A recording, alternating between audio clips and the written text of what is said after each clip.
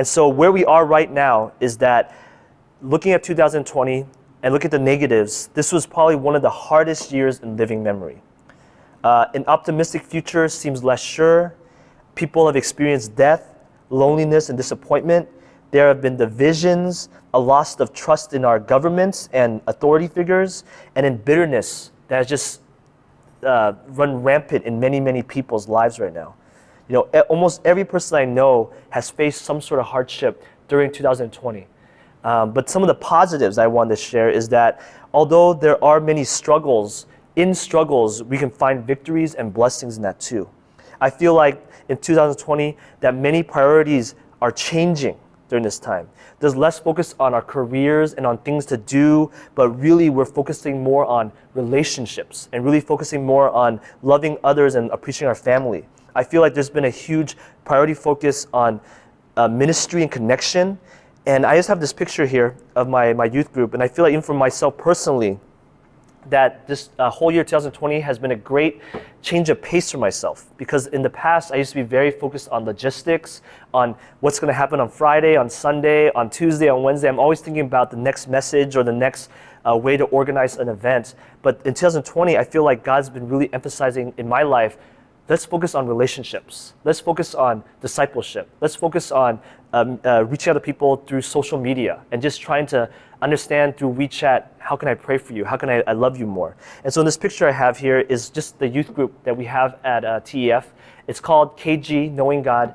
And during this time, I'll tell you, it's been very, very hard because normally we actually meet in the sanctuary and we gather as a big fellowship. But during this season, we have been kind of forced to meet in smaller groups, meet outside of the church, just for little events and everything like that too. And even though our church is closed, I think there's just been a lot of life in this. Our youth group currently is about 60 students right now. And in the past, we probably were more towards 80, 90, 100 students. But these 60 students right now are probably the most hardened and dedicated students I've ever experienced during my 4 years of ministry at TEF. These students understand that relationship with each other and relationship with Christ is the key thing. Back in October, we had a youth retreat, which is a picture right here. And this was probably one of the few times we had a chance to gather together. And we saw just many students recommit their lives to Christ. And a lot of it is just through our relationships with each other. And so what we're seeing is that even though 2020 was difficult, there was a lot of different rough patches, we have seen that relationships with each other and with Christ is so much sweeter right now. And so my encouragement for us is to really think, how can we have a renewed trust on God? As we go into the book of Hebrews, and let's open our Bibles to that, I just want to share a quick background on why I chose this passage. So the book of Hebrews was written to Jewish believers who were going through an incredible time of persecution and a rough part of their history.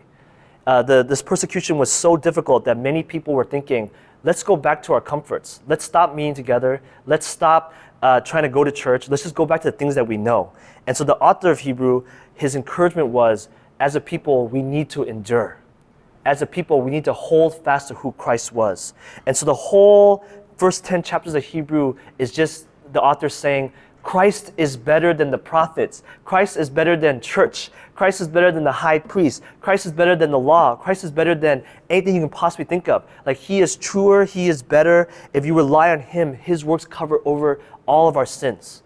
And then when you get to Hebrews 11, this is known as the Hall of Faith. And everything in Hebrews 11 is about, look at the people that have gone before. They all made a choice. David, Abel, Adam, Moses, Joshua, like these people all made strong decisions to say, I will follow God in spite of hardship, in spite of difficulties. And so when you get to Hebrews 12, this is a reminder then to say, look at all the witnesses of the past, and this is what we need to do right now. And so let me read Hebrews 12, verses 1 to 2 for you. So verses 1, it says this, Therefore, since we are surrounded by such a great cloud of witnesses, let us throw off everything that hinders and the sin that so easily entangles. And let us run with perseverance the race marked out for us, fixing our eyes on Jesus, the pioneer and perfecter of faith. For the joy set before him, he endured the cross, scorning its shame, and sat down at the right hand of the throne of God. Consider him who endured such opposition from sinners, so that you will not grow weary and lose heart. And so when you read this passage, there are pretty much just 3 points that the author of Hebrews is saying. That we have to throw off sin, that we have to focus on Christ's work, and that we have to recognize that the only way that we can grow and not lose heart is to recognize that Christ is with us. And so the first point is basically looking at what entangles us. And so verse 1 says this, right? Let us throw off everything that hinders and the sin that so easily entangles. In Matthew 13:7, this is the parable of the sower. And there's basically the story of the 4 seeds that were scattered out on different soils. And what happens in this passage is that one of the soil was a place where a seed fell among thorns. And when it grew up, it was choked by the plants around it. And I think this is kind of what happened in 2020.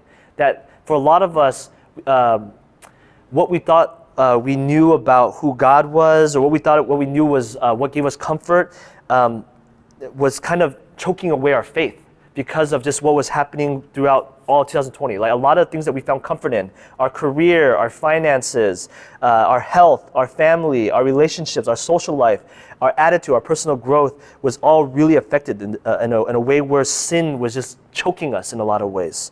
And what this author says is that we have to throw off everything that hinders and the sin that so easily entangles, and we have to run with perseverance the race marked out for us. And so this passage compares the Christian walk with a marathon race. On the screen right now, I have an image of 2 types of runners. On one side, you see to the left is a runner who's wearing a business suit, who's kind of casually running with his briefcase. And on the other side, you see very serious runners who are basically wearing clothes that allow them to run as fast as they can. You can tell that they're wearing the right shoes and that they're probably prepared a lot for this race. And the question I have for us is, what does your spiritual life look like right now? Are you the runner who's kind of carrying all sorts of baggages, trying to run this race, or are you the runner who understands that if you are a serious runner, you know that runners usually have to prepare mentally and physically for a long endurance race? And so you have to ask yourself this question then, like, what type of runner are you?